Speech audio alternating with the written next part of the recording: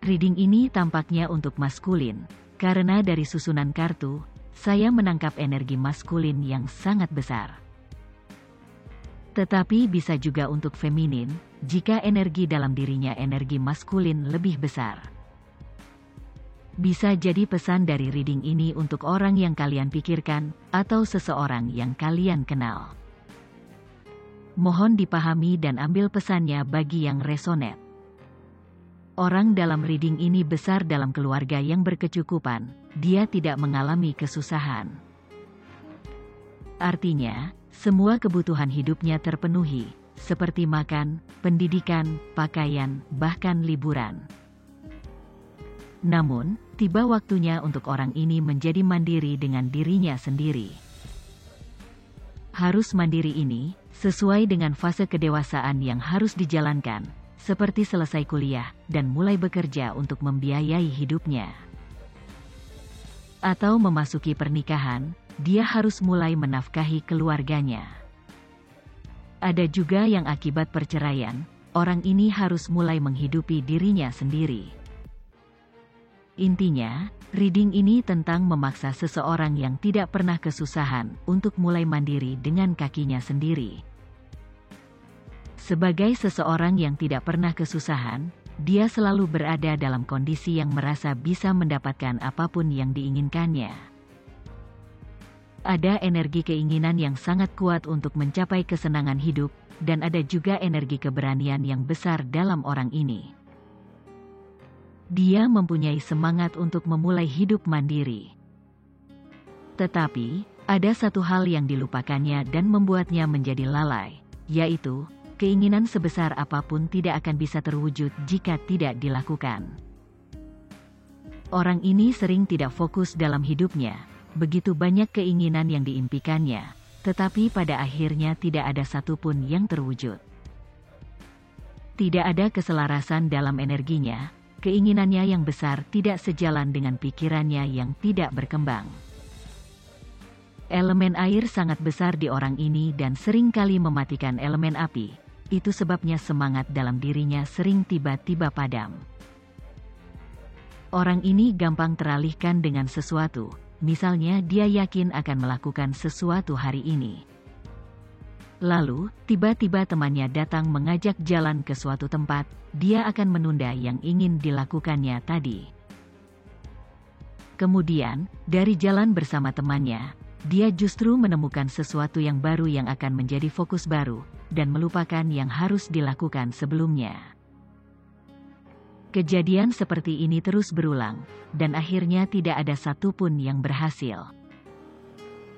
Dari reading ini bisa dilihat, bahwa orang ini tidak memiliki power atas dirinya sendiri, karena orang lainlah atau sesuatu di luar dirinya justru bisa menyetirnya. Begitu juga dalam hal asmara, hubungan asmara dengan pasangannya seringkali gagal, karena dia tidak fokus dengan pasangannya. Dia justru sibuk melihat atau memperhatikan orang lain, dan mengabaikan pasangannya sendiri. Membaca ini saya teringat pepatah, gajah di pelupuk mata tidak terlihat, semut di seberang pantai nampak jelas. Energi orang ini persis seperti itu, seringkali salah fokus atau salah melihat sesuatu. Padahal dia memiliki kekuatan dalam hal membangkitkan keinginan besar dalam dirinya. Kekuatan itu juga sebenarnya bisa membangkitkan semangat dalam dirinya untuk mewujudkan mimpi-mimpinya. Di susunan kartu juga menjelaskan, sebenarnya orang ini berhati baik dan berenergi positif, hanya saja karena terlalu baik dia sering dimanfaatkan. Sering dimanfaatkan karena dia tidak memberi garis batas yang tegas untuk orang lain, bahkan pada dirinya sendiri pun tidak.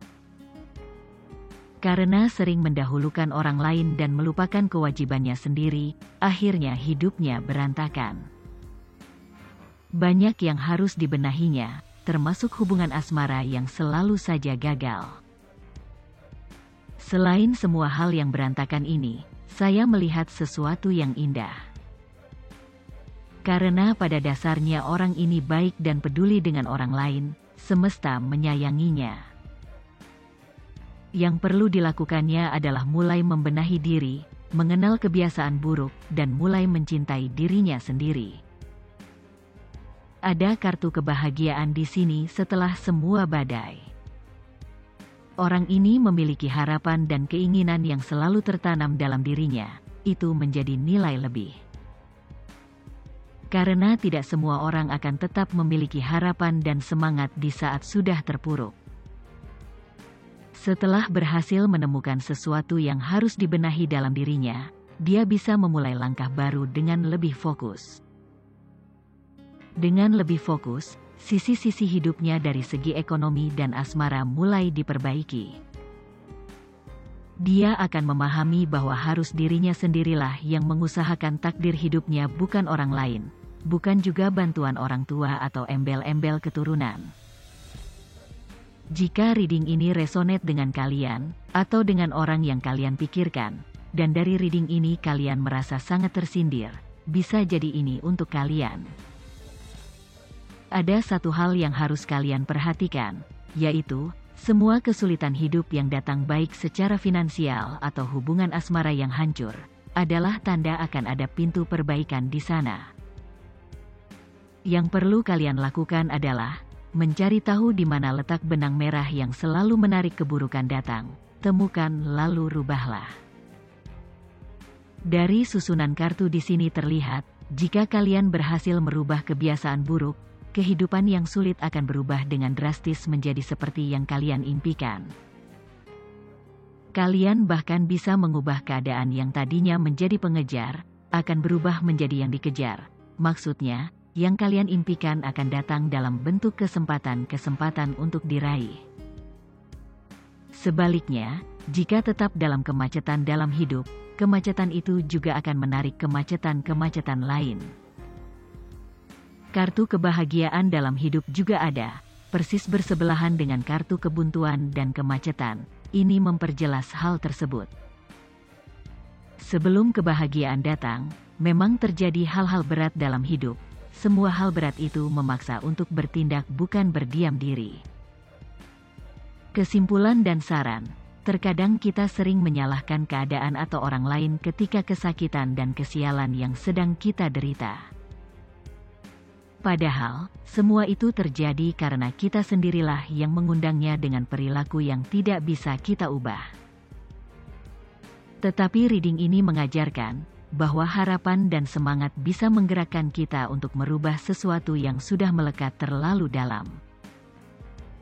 Shadow work, inner work, dan self-love sangat penting untuk bisa mengenali semua hal tentang diri sendiri, karena hidup kita tentang diri kita sendiri, bukan tentang orang lain. Semoga bermanfaat untuk semua. Terima kasih.